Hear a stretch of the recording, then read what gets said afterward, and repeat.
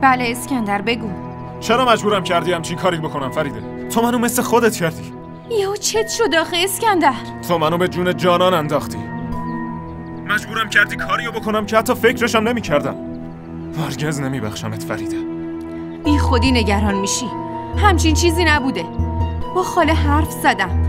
انشالله ما برنده میشیم. اصلا چیو برنده میشی؟ تو به این میگی برد؟ حالم از خودم به هم میخوره. سرم از خجالت پایینه. فریده این برد نیست، خیانته. و این بزرگترین گناه دنیاست. عشق به دست آوردن نیست، وفاداریه.